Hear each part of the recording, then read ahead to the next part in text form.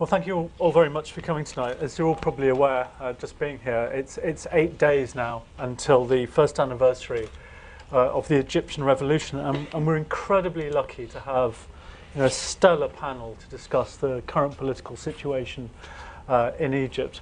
First of all, I'd like to introduce Tahrir Square, who's an Egyptian writer, author of Egypt on the Brink, From Nasser to Mubarak. Sitting next to him is Abdel, a political and cultural commentator whose most recent book, which is published in a couple of days now officially, is entitled Cairo, My City, Our Revolution. To the left of me is Abdel, who's a fertility consultant and a political activist, one of the leaders of the student movements in Egypt in the 1970s. He tells me he's also the father of activist and actor Khalid Abdallah, who some of you might remember from the film The Kite Runner. And finally, we have Abdel Latif El-menawy, who's former head of the Egyptian Radio and Television Union, overseeing all news content, and founded Radio Misa, pioneering radio broadcasts, who's also got a book out, which is Tahrir, The Last 18 Days of Mubarak. Now, I think we're going to start off to get you all in the mood with a short film by the Mozarine Collective that's going to last a couple of minutes. And actually, two of the people involved in this, these are Latif and Hassan's children. That's right, isn't it?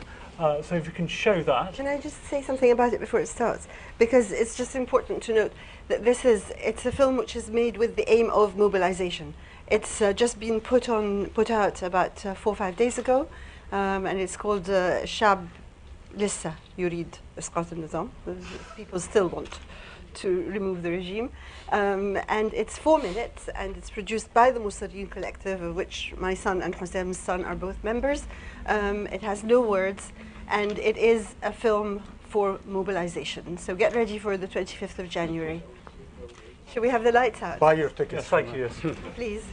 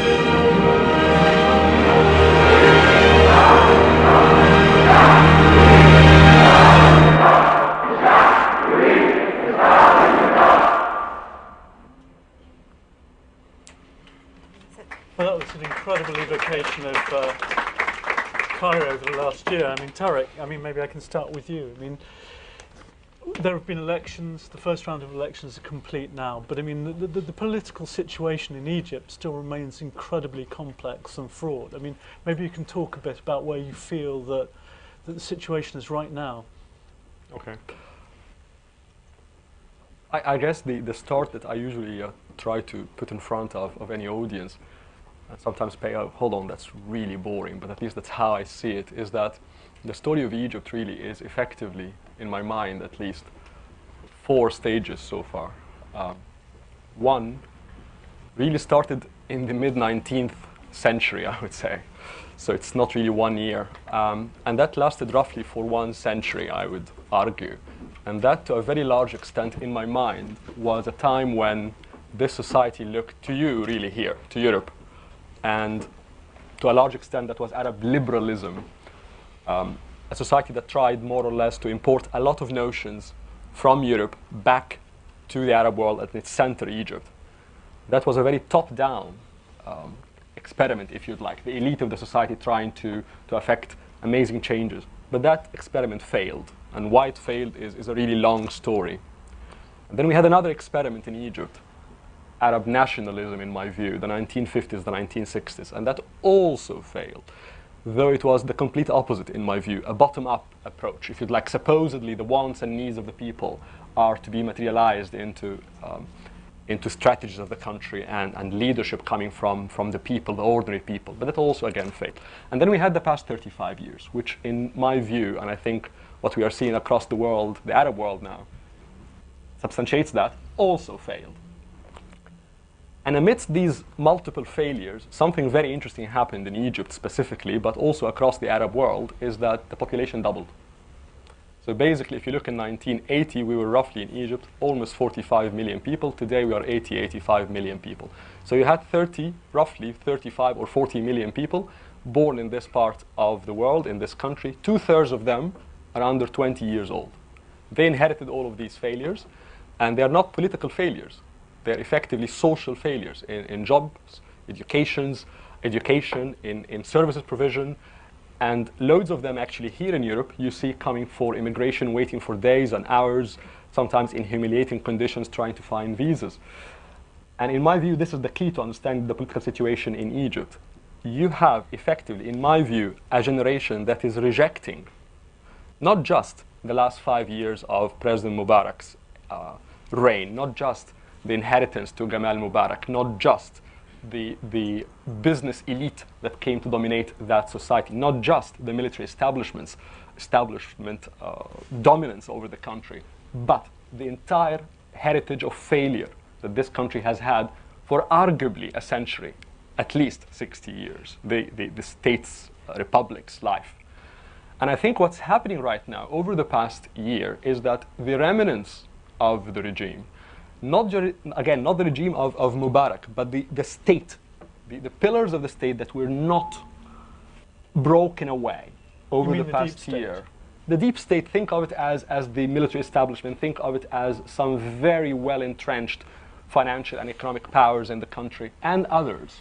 Some players in the state media, some very, very well-entrenched pillars of the old state that are still more or less trying to defend not just economic privileges for one segment or another, not just the military's prerogative on few things, but effectively trying to stop the birth of a new state.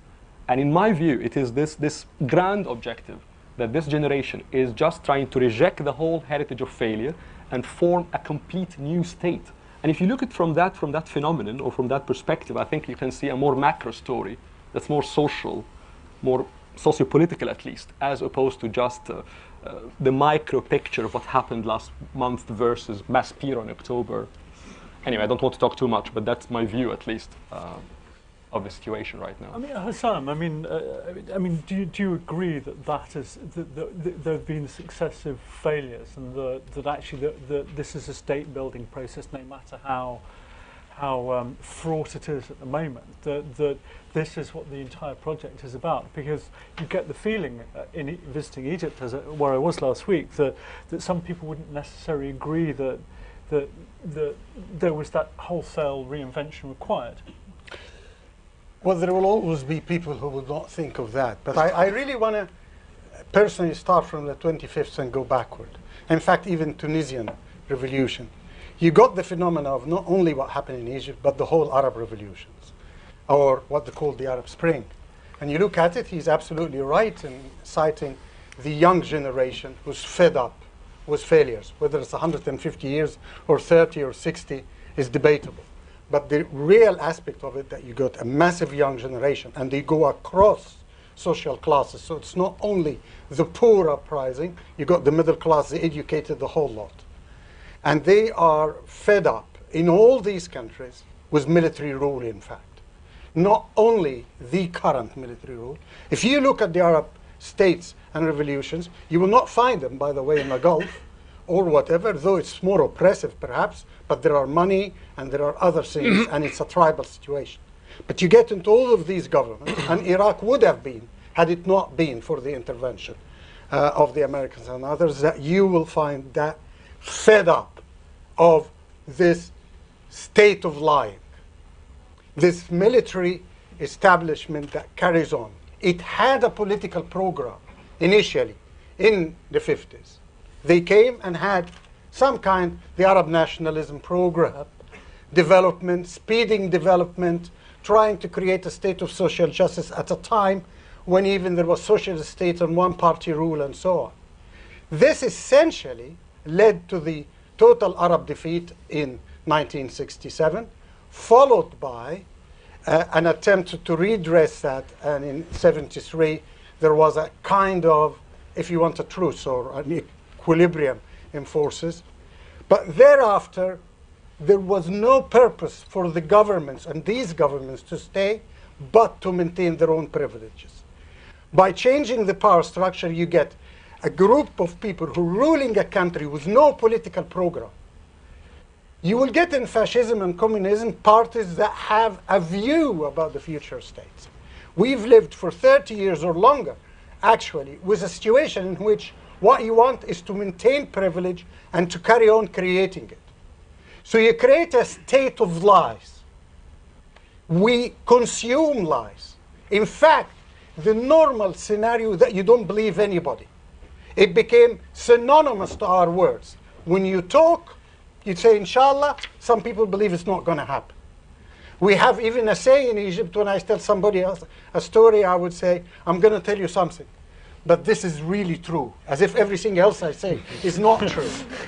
And this is actually, is not since Kingdom Come. This is a new phenomenon, which is happening because we live in a state of oppression. And of course, the last 30 years, and especially the 10 years of the last 30 years, when all what was required is to try to pass the reign and to create a new Arab monarchies, as in Syria. Libyan guy tried to do it, Mubarak was trying to do it, and so on. And so you would have a revolution of people totally and utterly fed up, influenced by all sorts of ideologies coming and going, left, liberal, Islamic, of course. All of this is going in the mix.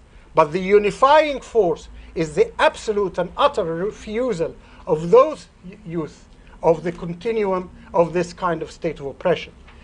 Now, if we move forward and look at it today, some and a lot of commentators would say, well, the game is up. The military was able to maintain it. They got rid of the succession plan. And they are maintaining the old regime in every single aspect. And they are somehow in alliance with the Muslim Brotherhood, who, in my view... I mean, do you believe that?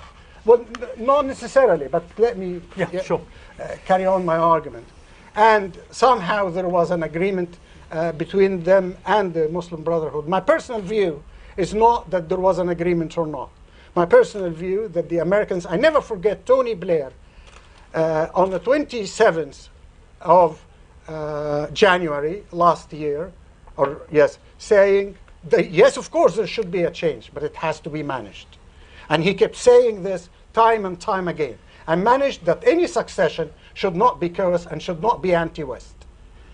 And the Americans have moved to maintain that whoever will come will not affect the treaty between the Arabs and Israel on one hand, and will not interfere with the flow of oil to the West. Therefore, it should not be anti-Saudi Arabian, and it should not be anti-Israel. They talked somehow to the Brotherhood, agreed that they will have a state, they will have a party, they will be recognized, and I don't blame the Brotherhood at all for talking to them, and you will not govern in total. And that is why the Brotherhood at the time said they will have 30% or whatever of parliament. This is the same message that Jimmy Carter came away with last week, though, isn't it? He came away saying that there need to be guarantees for the military. Yes, and that is what the Muslim Brotherhood talk about now. And then you got the third pillar, which some people anyway, and commentators are starting to write them out, which is the square, or the revolutionary forces, or the white coalition of youth, liberal, left, whatever. Of course, the Brotherhood on one hand have got the parliament, and they won the election fairly. Even if there was comments or whatever, they are the only organized force that went into that. But you would have the forces in the streets, and as far as I am concerned, for as long as there is a government with no national program, an oppression by an army, and there is no solution to the social questions and economic questions, then you will have a continuum of upheavals in Egypt and in the Middle East. And the people in this square will carry on in one form or the other. They're very inventive. If they're not in the square, they'll go out with the Kaziboon, the new attempt to show how much they lie. Lying is at the heart of this revolution. If you want to maintain military rule, as in Syria, now, as in Egypt before, you have to lie. Media have to lie. State media have to lie. People have to continue to... They kill people in Maspero and say they have no shots. They accuse Alaa Fattah of stealing a weapon and that he tried and killed one of the soldiers with weapons they claimed they have no bullets in them. So they said the army have no bullets whatsoever in Maspero. Yet, when they want to accuse any of our revolutionaries or whatever, then they will accuse them of using the same weapons that got nothing to kill with. Sam, could I bring Nabil in here? Because, I mean, you actually, rather than being on the revolutionary side at the beginning, had a very, very significant role with the state media. I mean, what Hassan has called the state of lies. I mean, you've repositioned yourself, but I mean, where do you think that the situation is now? I mean, there's been a lot of criticism of the continuing role of the Egyptian media in the last year. Thank you for this chance first. I would like just to say that our main problem now, that as Egyptian, we are not dealing with each other as we own the country. All of us own the country. Nobody claims that this country, it's his country, not others' one.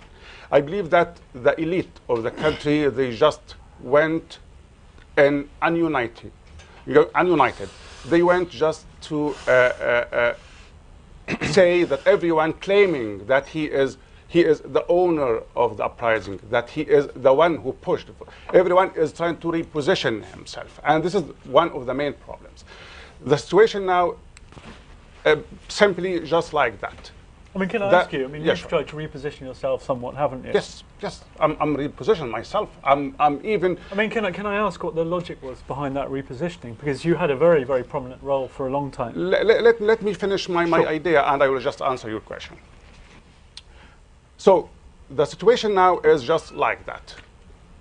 The all Egyptian until 11th of February, they were united. They were just one person. I would say that.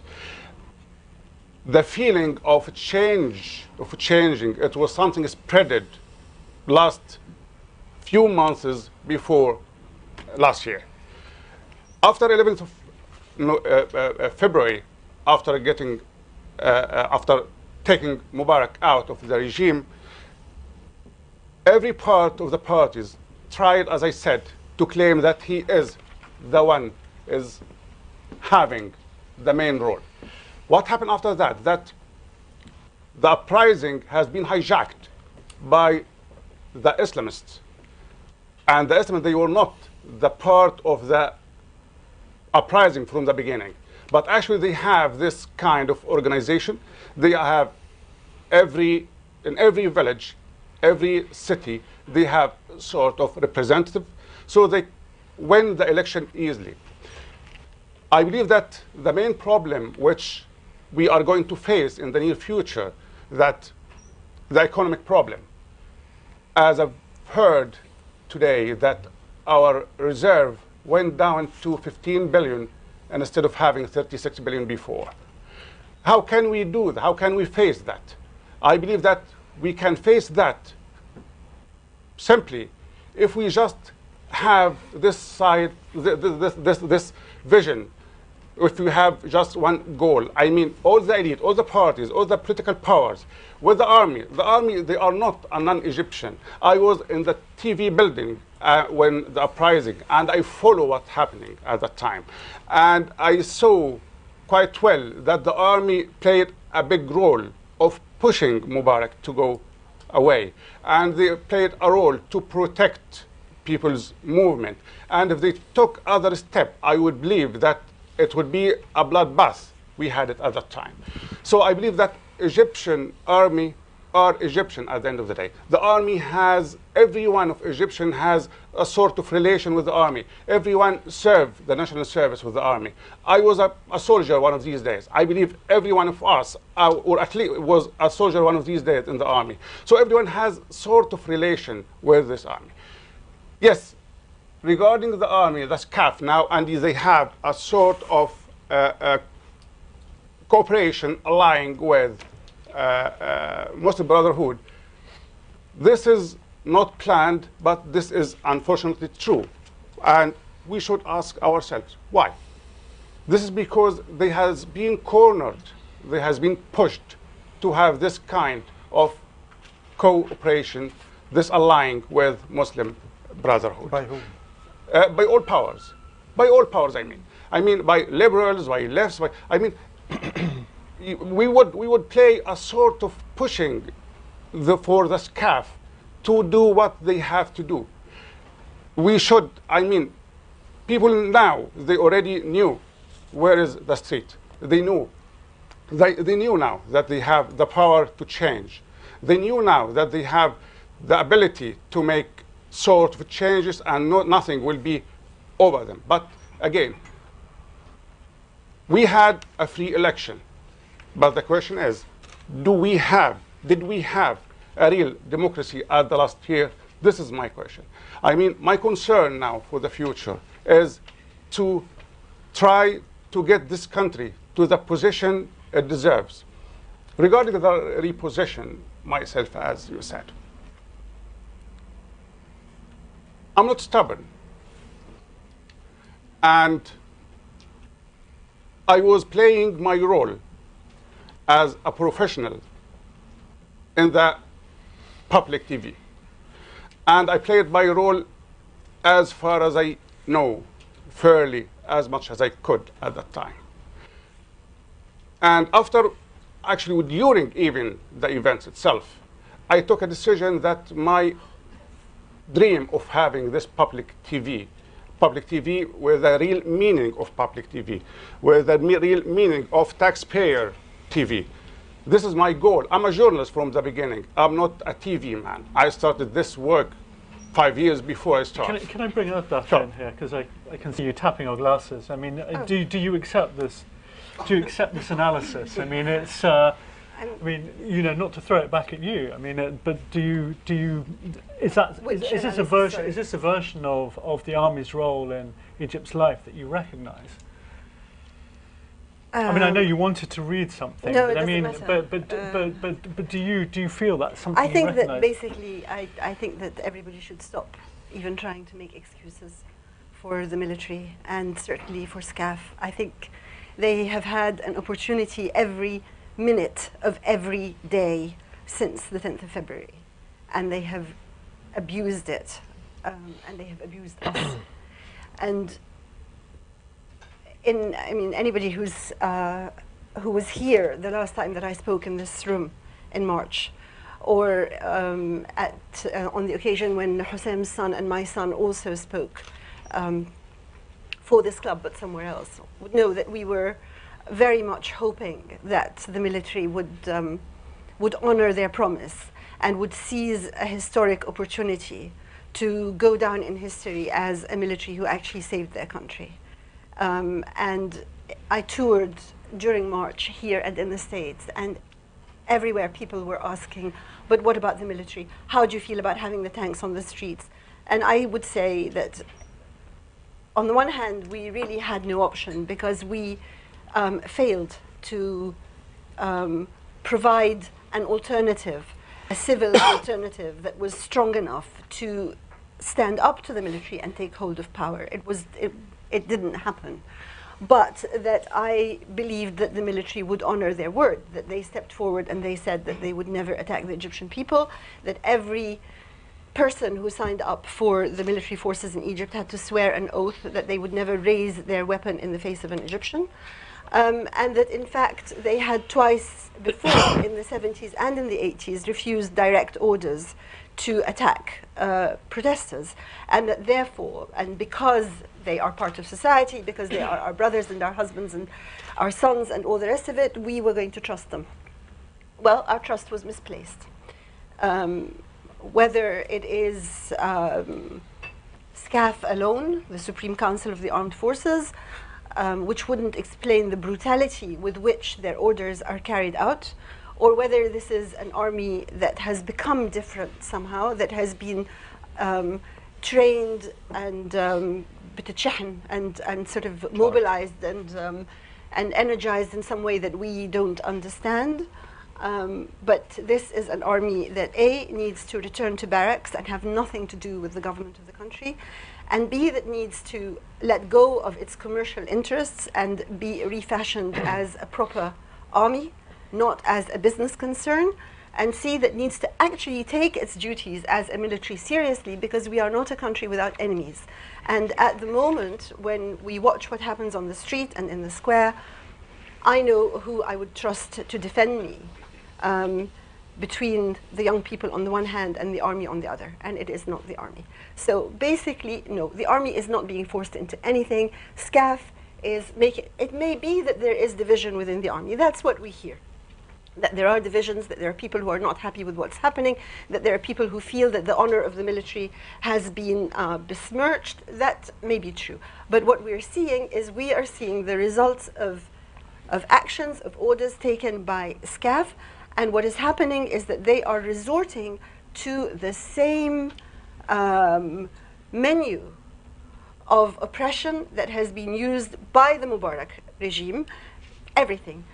Brutality, disinformation, corruption, affecting and infiltrating the judiciary. There was actually an Al Jazeera film that listed 10 sort of strategies that were followed by both SCAF and by the Mubarak regime, and in fact it's even more brutal. We were just talking. Can I ask you a quick question? Yes, I mean under the Mubarak regime, it's 2,000 and 3,000 people were dealt with by military tribunals. Now 15,000. Now between 12 and 15,000. Exactly, and that was in 30 years. Not that one is hankering after the days of Mubarak by any means, but the fact is that the military have taken off the streets 15,000 young people, put them through the process of military tribunals. Now they've said they're not doing it anymore, but there are 4,000 young people serving military jail sentences at the moment, completely unjustly. And it was only really because Ali Abdel stood up and said, I will not be tried by the military, and served 56 years in jail, that they have now actually stopped. Months, days. Days. Sorry, days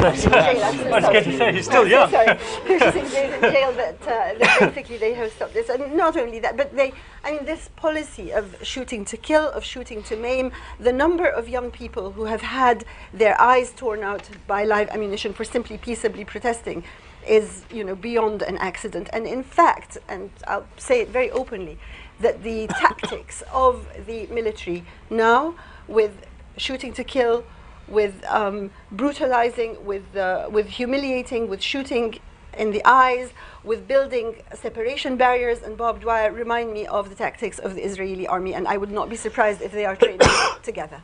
Can I ask all of you? I mean, the elections are now finished for the lower house. Excuse me, can you just I don't want to be positioned like I'm here to defend someone, or I just want not to be positioned like that. All what I'm saying is we should think about the day after. But what is going to happen the day after? I mean, the day after. Before we take action, we should think, what are we going to do? What are we going to have? What's the future for this country? The worst day on my career, it was the day on 28th of January when I had this big army officer entering my office and telling me that we took control of the building and everything will be in cooperation together. This is my worst, this is my blackest day of my career.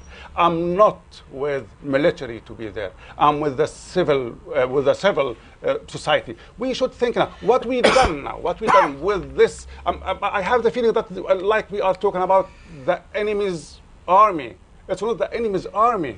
It's the nation's army. No. It's the nation's army. At the moment, and it should be like that. And we should deal with them. All right. This. Nabil, can I stop you here? I mean, I wanted from what you've all said, I wanted to bring you on to the question, which is, I mean, there is a political crisis coming, it seems to me, and that crisis is, you know, the relationship between power.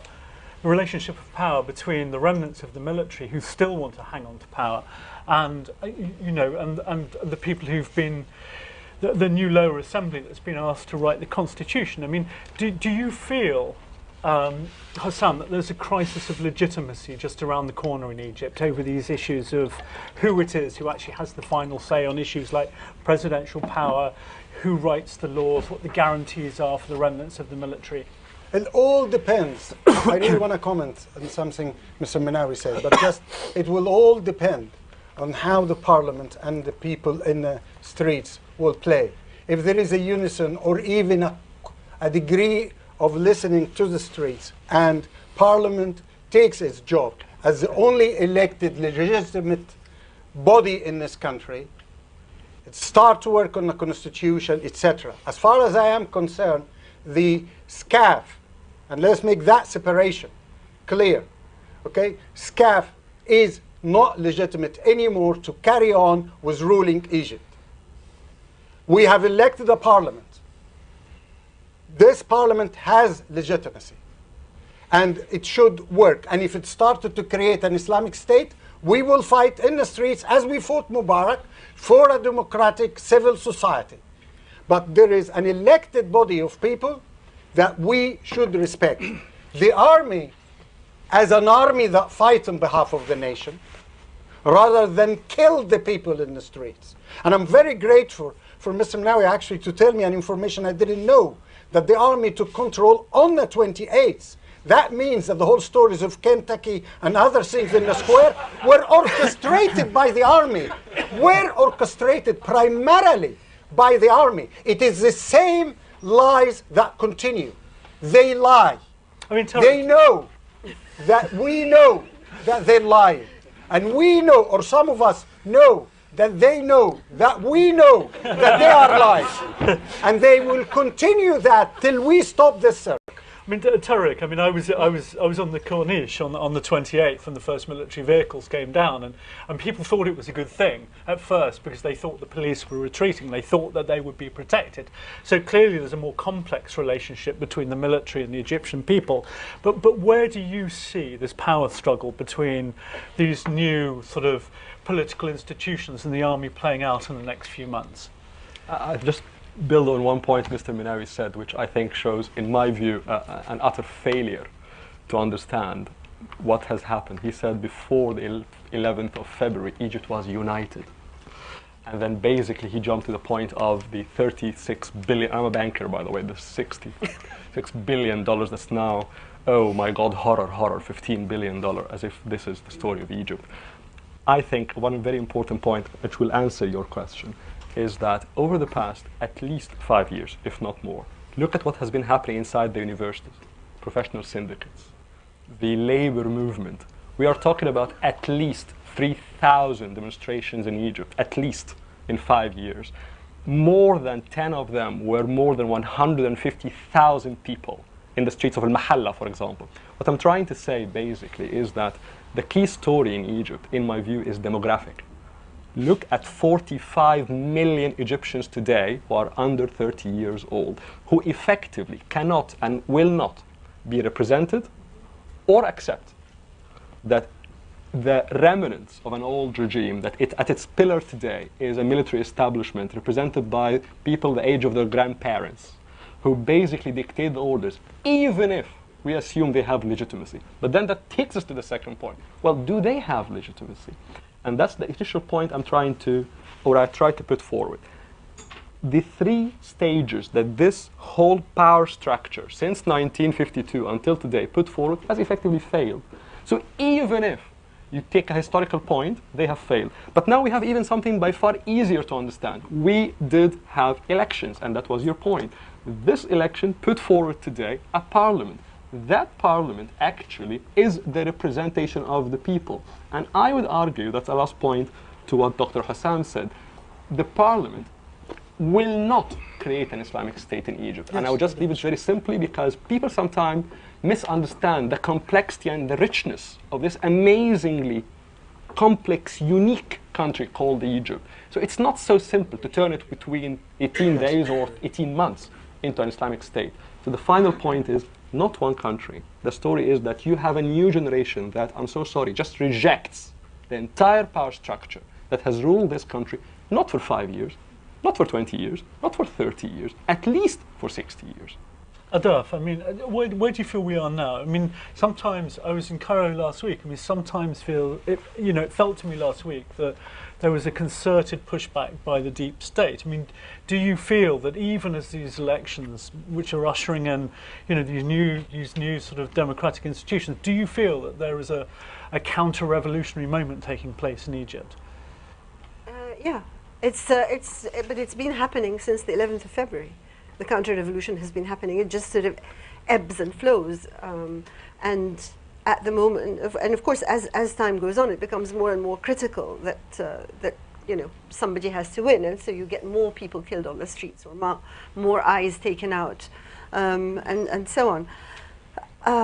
But also, I think that let's call them the revolutionary forces, are really settling in for the long haul. I mean, by revolutionary forces, I mean the streets that let's call it Tahrir, even though it's all the streets that are involved in the revolution, and all the labor movement, including strikes, including attempts to set up new syndicates, to take hold of the old syndicates and purify them, and so on. And of course also the work that is being done or that will start to be done now via Parliament. So in my view, people going out to, well, in many people's views, not just mine, people going out to elections was also a revolutionary act, because if you could actually produce an elected body that could take power and that could represent you, then why not do it? And so you have several several strands happening all together, and they're settling in. You can see their strategies. That okay, it was brilliant that we had those 18 days. They were real. They were miraculous. It would have been amazing if we had walked out of those on the 11th of February into a clear space where we really were going to set in motion processes that would lead to everybody having bread, to human dignity, to social justice, and so on. That's not what has happened. I think that it is fair to say that had we sat back before the revolution and tried to work out what would happen, we would have thought that we would be fighting this fight now, but we would have been fighting it against Mubarak. It was because Mubarak crumbled, or because the army got rid of him, that we had that sense of tremendous power and achievement, which is good because it was real and because we can use it as a resource to keep going with. But it's not surprising with the interests that are being, that we want to get rid of, that we want to dismantle, that we are locked into this major struggle. I mean, Nabil, where do you see it going right now? I'm Abdel Latif, not Nabil. Oh, I'm so sorry. I'm so sorry. It's okay if you want to change it. No problem. Again, what we need now, I believe, what we want, I believe that we need to talk about the future. What are we going to do with this country? The situation now is just like that. We have over 60% of the parliament came by election, by free election, and it's from Islamists. And now we can see changes in the streets and in the attitude of the political powers in the streets. Now we start hearing about if the Copts are going to pay jizya or not, this kind of tax for others. We start listening or hearing about the statues which is considered as nude statues, and it has been covered because it's not allowed to have this kind of statues also. I mean, this country, which we want to be a secular country, I believe that it's in danger right now. This is a point. The other point is, we have this army who said and confirmed that they will deliver the power by end of June. Now we are in the second half of January. And we had the election, which we had doubts before that it will happen. But it happened already with these results. And now we are going to have this presidential election. I think the best thing now is to organize the real power, the 60% of the 30 years old. We should have a way to organize this power, to have a say in the future for this country. Because if we let everything going just like that, I believe that the country will be just run by the Islamists for the coming 30, 40 years.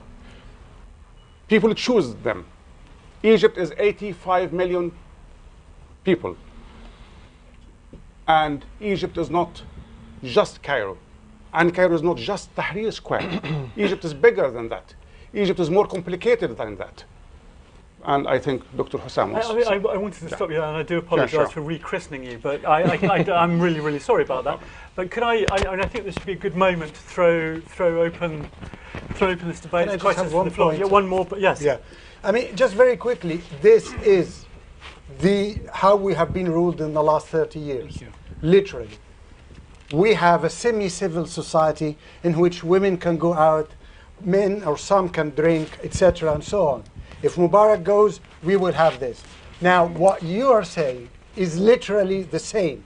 We have the army. Either we accept a civil society with the army at the helm, forcing it, despite who has been elected, by recreating a force of the youth, which ultimately non-elected. We have to work, and we will fight for a civil state. You are right in one question. Do we have full democracy? We don't, because we need to develop civil society, we need to develop trade unions, we need to develop all of those to fight the battles for democracy, but not on the expense of election and not by the power of the army to force a kind of a corrupt but not religious state.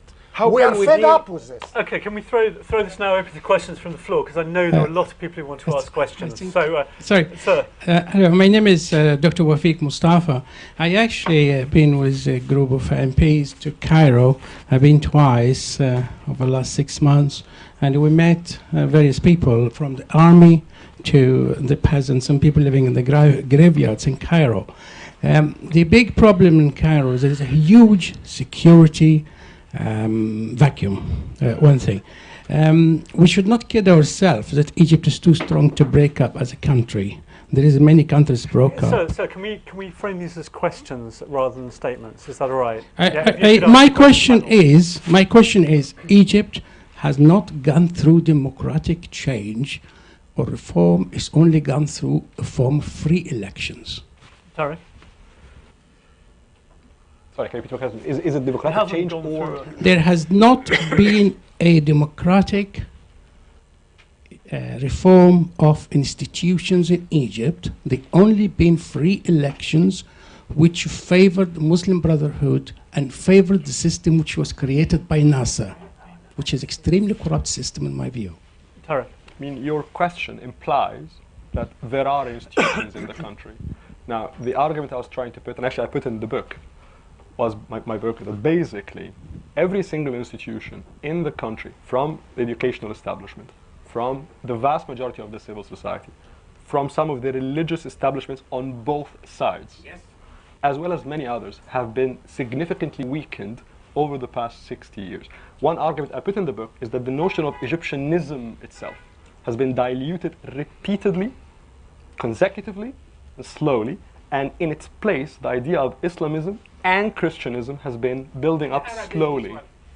So without going into too much philosophy, the notion that, oh, this country right after 11 February, by lovely some wand magic, would have a great Swiss-style democracy is of course illusionary. I mean, would you like to comment? No, I was just actually really going to say the same. I mean, what do people want? You know, isn't it enough to have actually gotten rid of the head of a tenacious and bloody regime? But also, we're supposed to have created democracy all of a sudden. I mean, you know.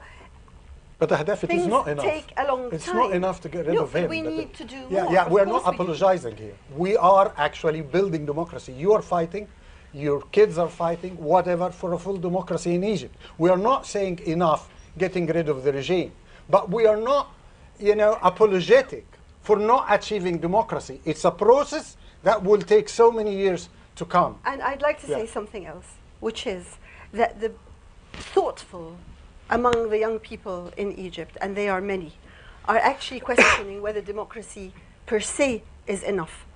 Because it's quite clear now that democracy on its own does not, i.e. going through an electoral process and so on, is not enough to deliver the society that people want, is not enough for government to be completely transparent and take only decisions that the people want. We see that here in this country, we see that in the United States.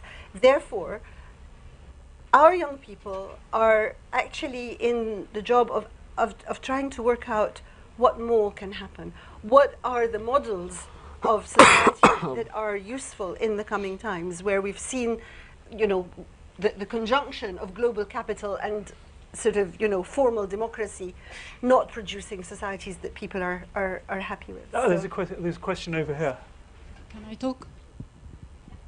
Sorry, I'm going to keep this reasonably short because I know I've seen a lot of hands go up. My question is very, very short to Mr. Menawy, and it's taking an issue with his opening statement about the Egyptian army. He said the Egyptian army is Egyptian. My question to him, isn't Hosni Mubarak Egyptian too? Shall I answer? Yeah, answer, please. Yeah, everyone is Egyptian. Every Egyptian has the right to be Egyptian and to be judged as an Egyptian. And if he has something wrong, he can go to the court like Egyptian. And this is why I'm saying all the time that before having a democratic country or state, I believe that we need to have a law state, because we cannot have a democratic country without having a law state. This is exactly what I'm asking. State of law. You believe that there should be reform of the legal processes? Yes, of course, yes. And again, regarding the army, I'm not defending. All that I'm saying is, army is a solid institute in the country now, and it has committed itself that it will deliver the power by June. If they don't deliver the power by June, I'll be the first one to be in the same place like Ahdaf, whoever, that to ask them to go. But again, what I'm saying is that we cannot play this game of dividing the country. This is non-Egyptian, or this is Egyptian but bad, and it has to be go. It has to go. I mean, this is the army of Egypt, and it should be the army of Egypt. And they committed themselves, and we should follow them if they will deliver or not. There's a gentleman there in the grey V-neck who's got the microphone, yes. Yes, my question is to Mr. Menawy as well, or between brackets, Nabil. I'm sorry. You were... I'm senior moment. No, it's fine. It's fine.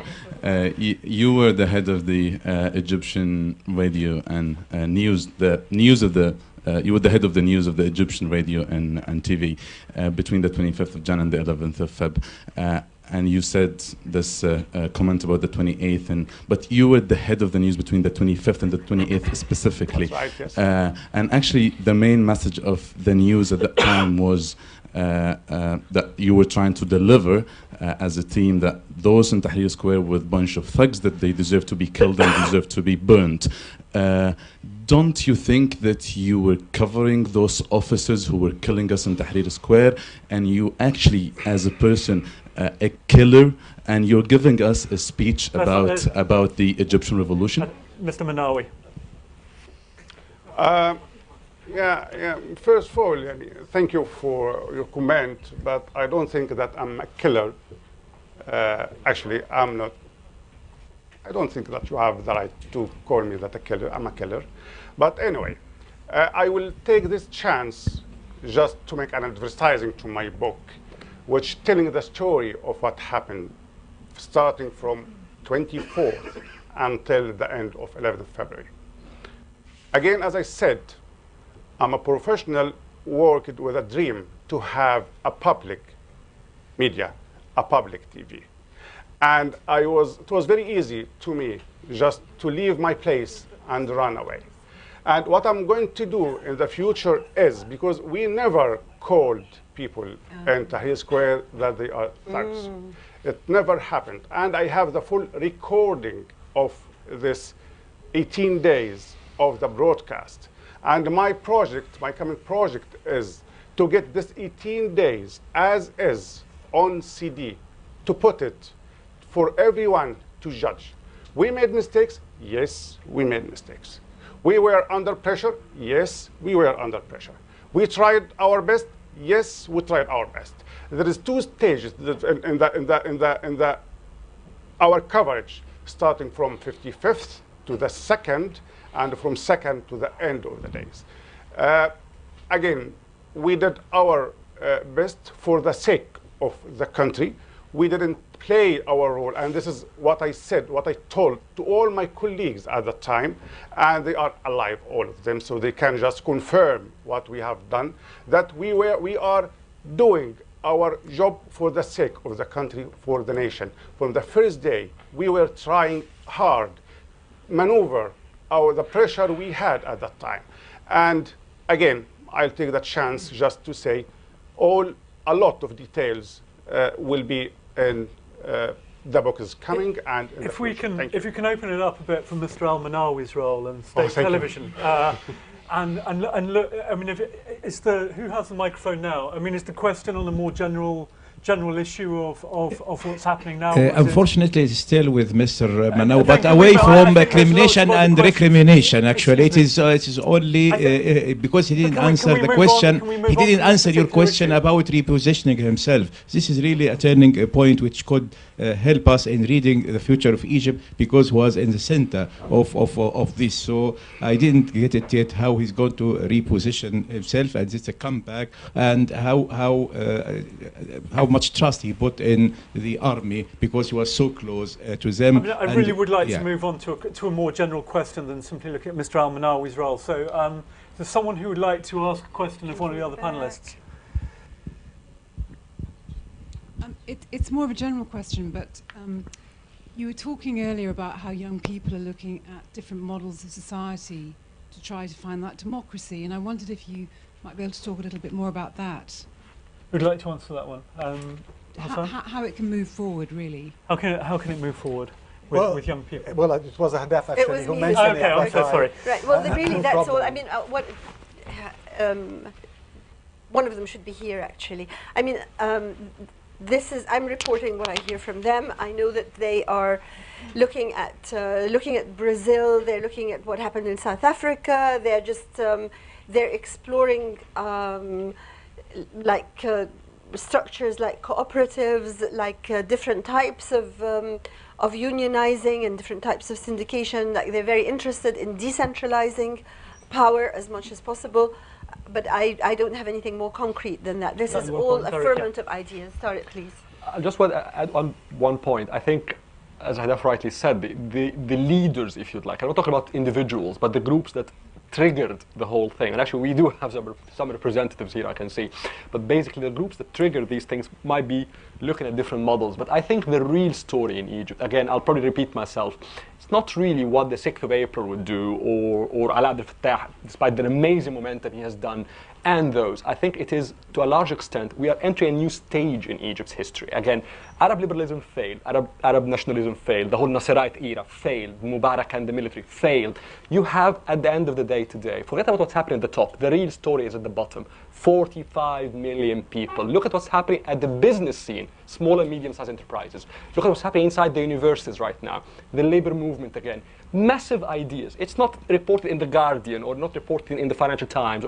It is basically happening in the street. And in my view, we might lose 5 years. We might lose 10 years.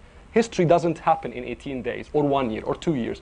But out of this experiment, I think a country with a massive rich heritage like Egypt will evolve effectively a new stage. Not new leaders, nobody cares about the leaders, but effectively new ideas. And in my view, one idea out of Egypt is very important to reflect upon. The liberal experiment of Egypt in the first half of the 20th century that had many, many, many positives. And one tiny point, I'll stop, is look at the Egyptian media. Over the past 15 years, every single successful TV series in Egypt was very nostalgic to the idea of the Egyptian society in the 1930s and 40s when it was cosmopolitan, secular, liberal, open. There's this nostalgia for a failed country that does not deserve to fail, for generations that inherited failures they did not contribute to. There's a microphone, if my poor eyesight can actually trace it, is over there somewhere.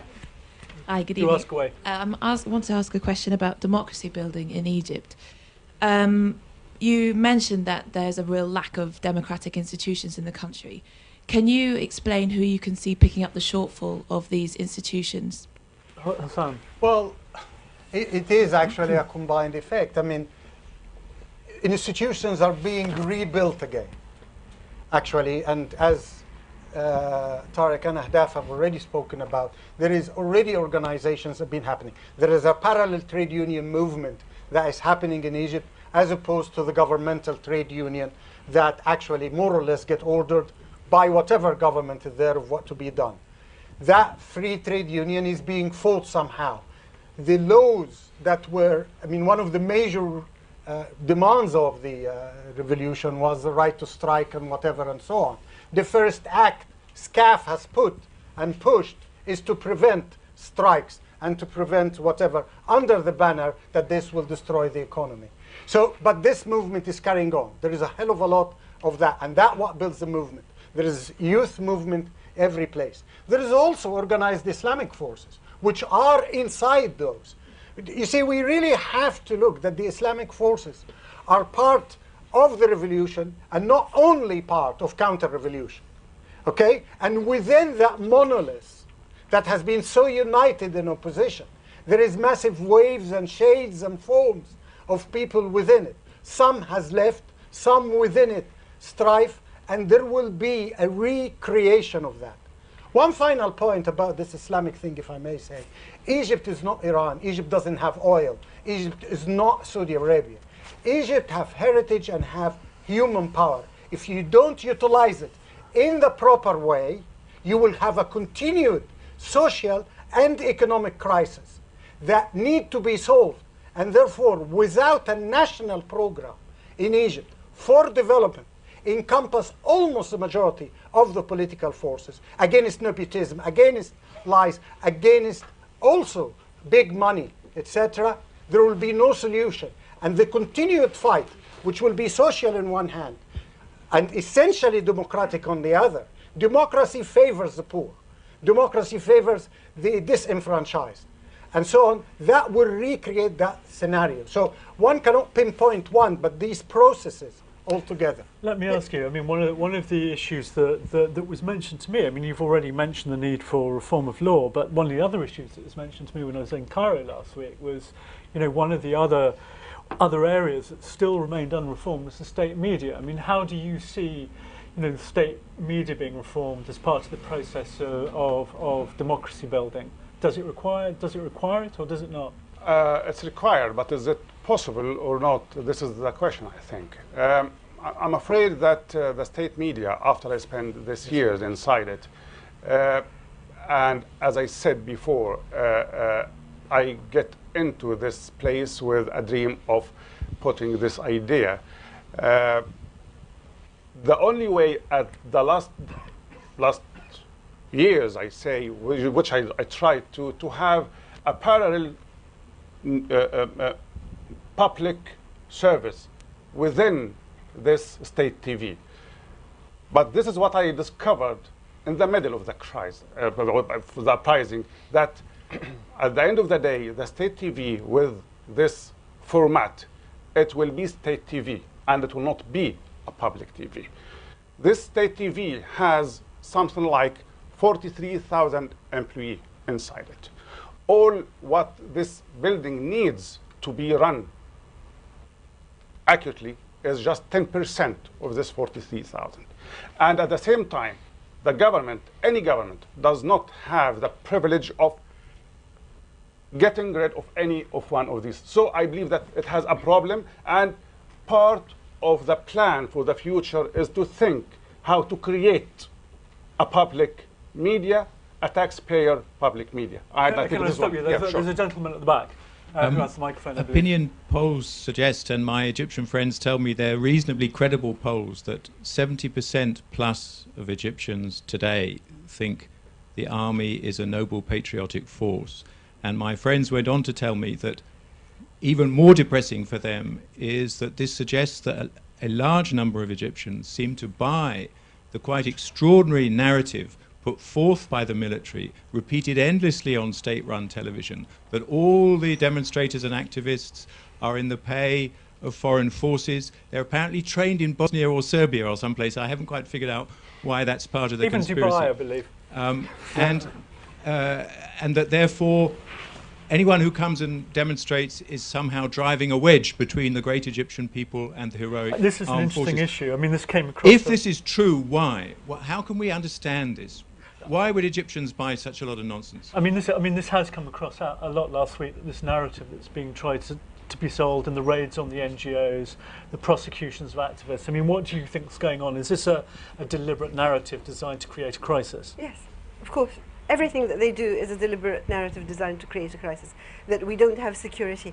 Well, you know, how come you're in charge of the country for 10 months and are unable to do something about a police force that isn't functioning, and then blame 200 people sitting in Tahrir for, you know, the lack of security? What's happening with the economy? That the economy is about to fail because of the revolution, because of the young people in Tahrir. Oh, really? How exactly does that work? Explain the mechanics. So basically, I find these red herrings, you know, they just take up your time and your energy, and I think that anybody who is seriously concerned about the country and wishes it well, what they're doing now is they're working out what they should be doing, and they're doing it, and they're acting rather than spending time, you know, and part of acting is actually talking to people. And yes, it's true that people are tired and that people would prefer to believe something comforting, but when you actually do sit and talk to them, within like 4 sentences, they've shown that they actually believe what you believe, but there's just a veneer. So we'll see what happens. Well, in some way, I agree with Mr. Menawy about this. State media is run as a state of misinformation, consistently. And not only state media, but the majority of the private TVs owned and whatever are run at the same level. So it is not surprising. They are not 70%, however, because that was the rating of the army about 5 months ago. After Maspero and after all sorts of things that happened after Mohammed Mahmoud and so on, the army still hold more than 50% of the support of the people because of the continued misinformation that is happening. And it's used by every level. Subtle ways of saying it, getting experts nice in the pay, but say few things for and against and so on. Then you get the state media consistently drumming that story. You know, the ragtag in the square, people who are not thinking, they are not the people who went with the revolution, they are now the thugs and whatever and so on. And obviously a lot of middle class and other people who are the people being polled effectively actually are feeling frightened and worried and not sure about the future. And who would be? We are not. But there are, in this kind of scenario, two choices. Yes, the revolutionary force, I can tell you that what is called the revolutionary forces before the 25th of January would have got perhaps 2 or 3%. Currently, it got 20% or more of the people at least supporting it or thinking about it. And that will continue to rise. It's a state of flux. Also, don't forget that the Islamic forces in general are somehow staying neutral in this, because their only aspect is to win the election. Is actually anything doesn't matter till to get legitimacy through parliament. And therefore, they have not been involved in that daily thing. In fact, they continuously put the point that the demonstrations after Maspero and so on were planned by the army so as to stop the election. So we and our kids who are in the pay of the United States of America, etc., have agreed with the army to create an upheaval and get killed so as to postpone the election, so as to prevent them from having legitimacy. That gentleman in the white shirt. Yes. I think you've got the microphone, have you? I have. Oh, yes, you do indeed.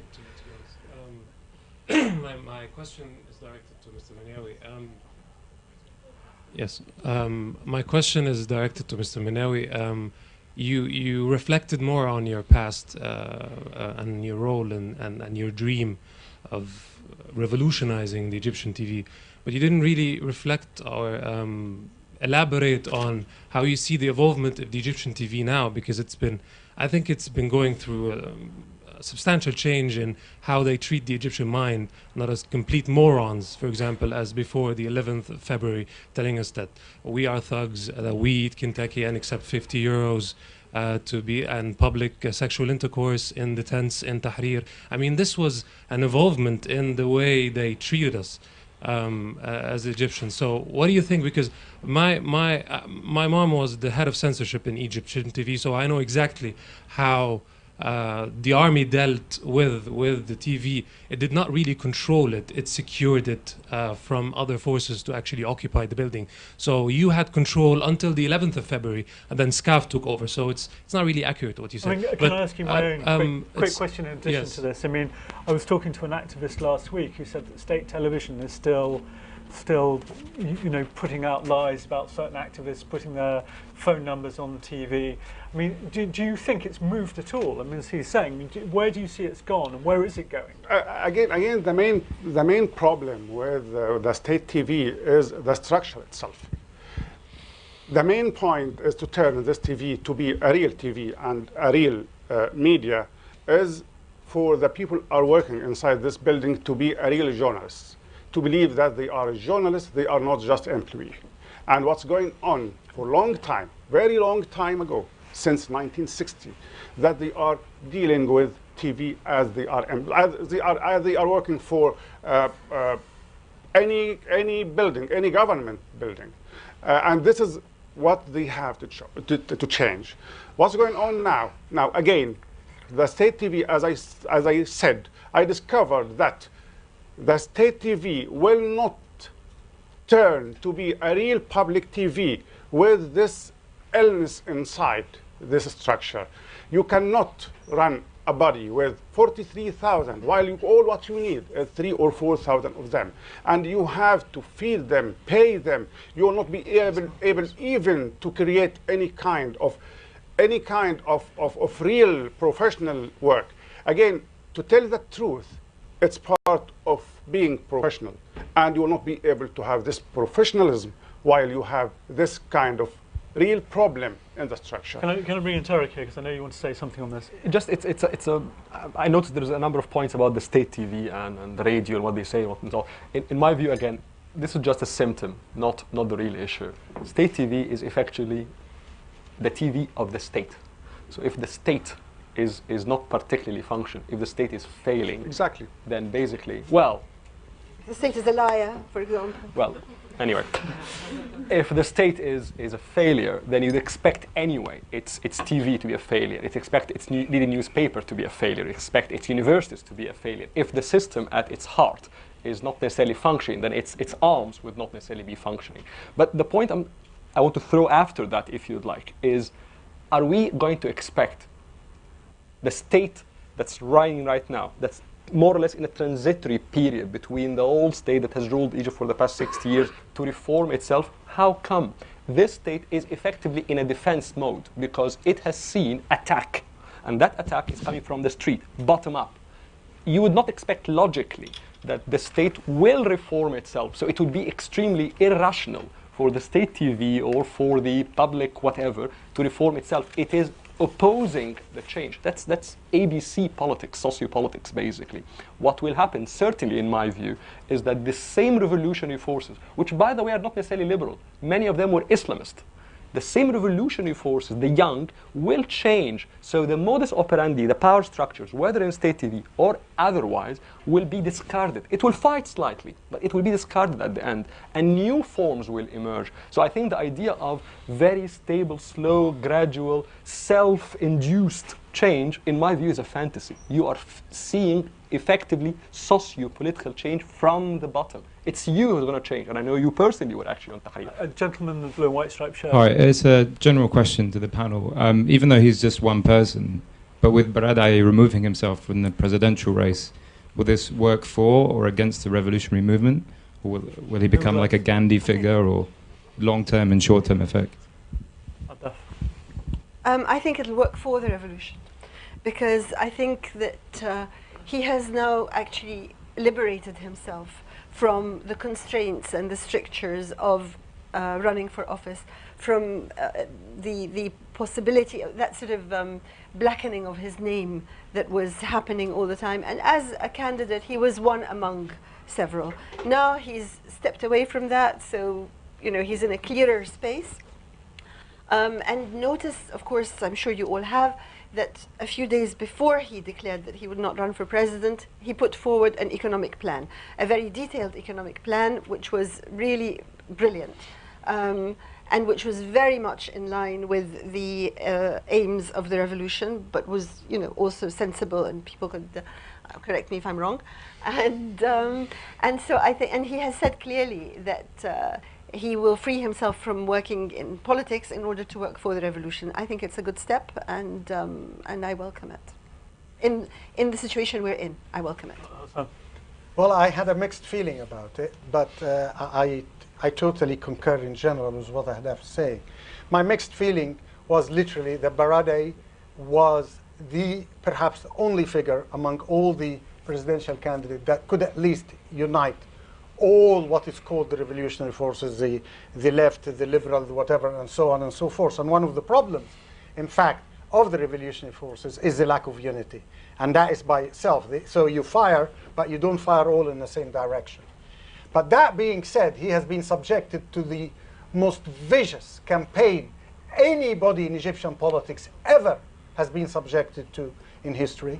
Throughout the time he came, he was so resilient. In fact, he's so stubborn to the point that he might be stupid on some occasions. I have supported him from day one. I've always believed, and I still believe, that he is the best thing that can ever happen to Egypt if he were to become a president, because he's a true democrat and a social democrat who want to effect change, who believed in people.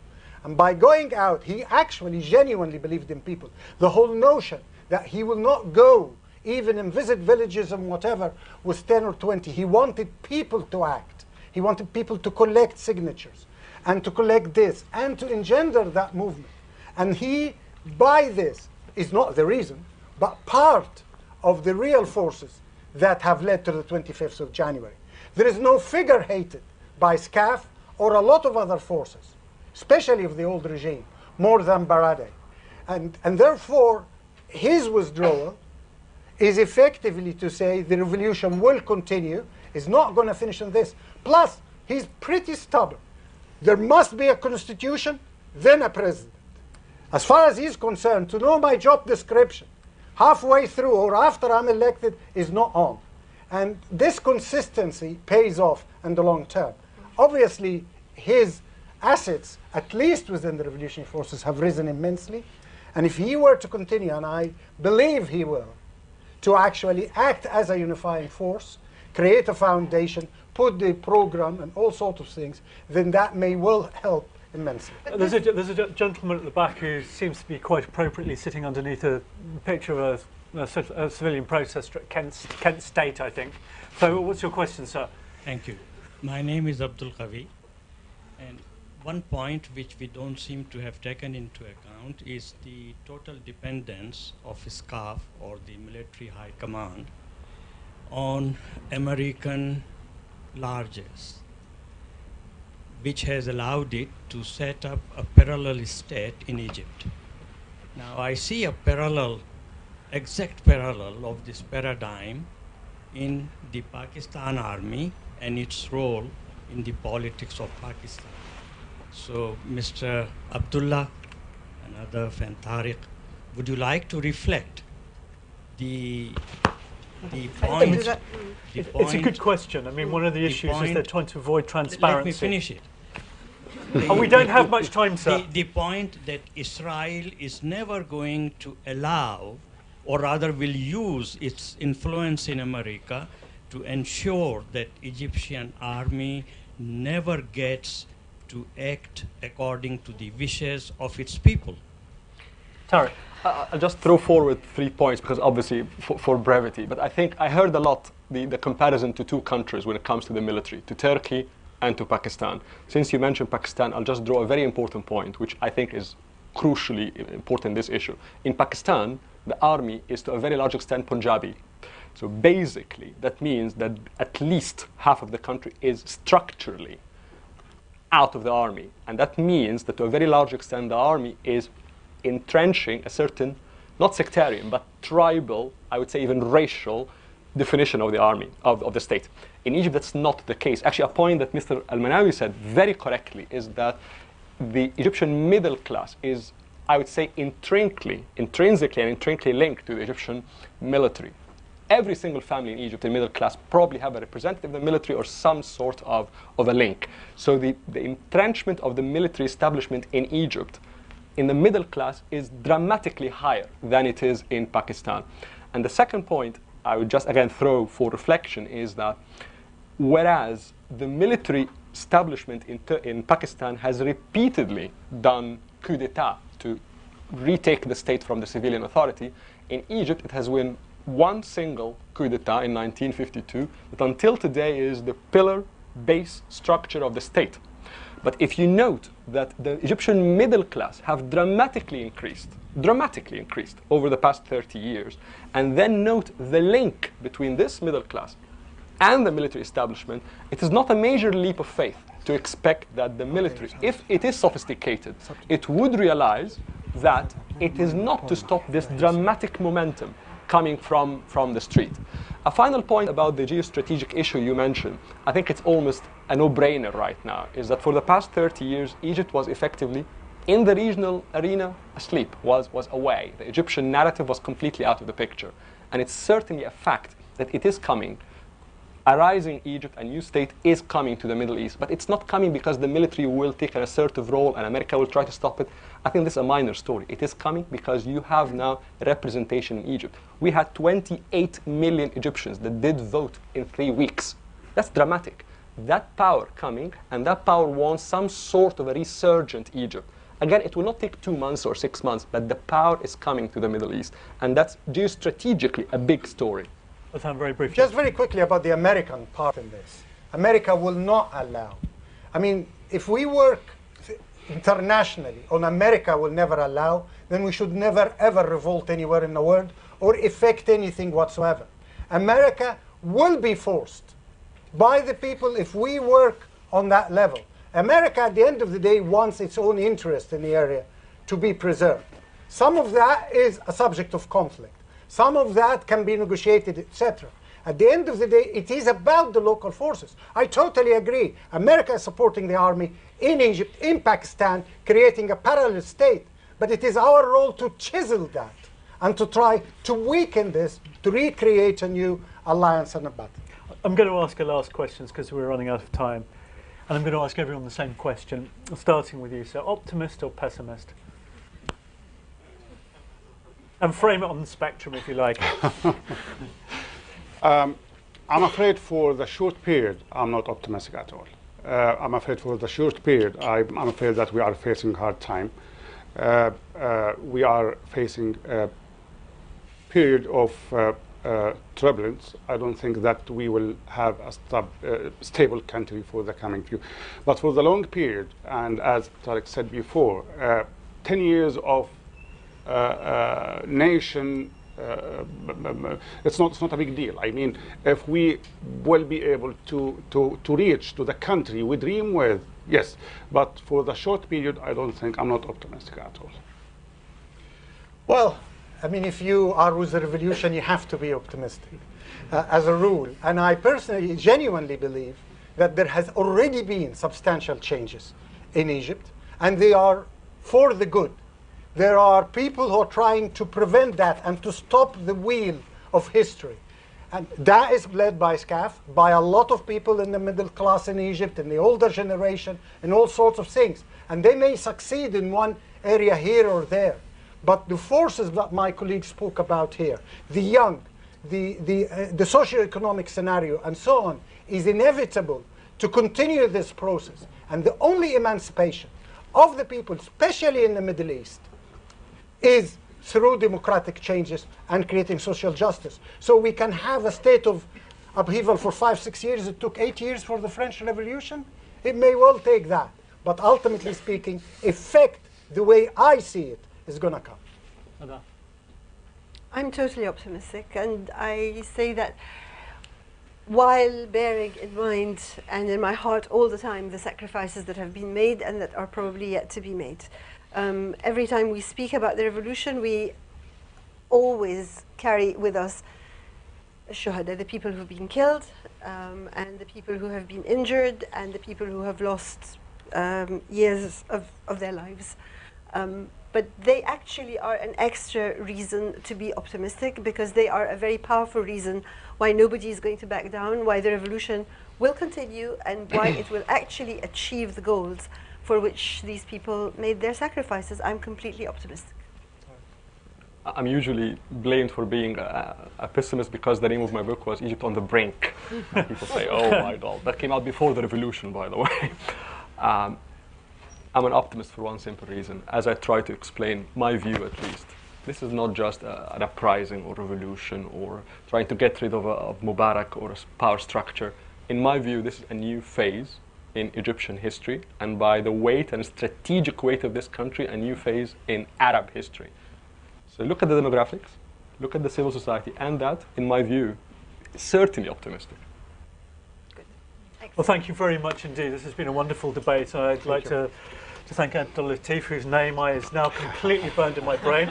And I just have to say that having completely blanked an old friend tonight in the bar, I mean, he's not the only person whose name I've forgotten. I blame it on my age. Thank you very much, Hassan.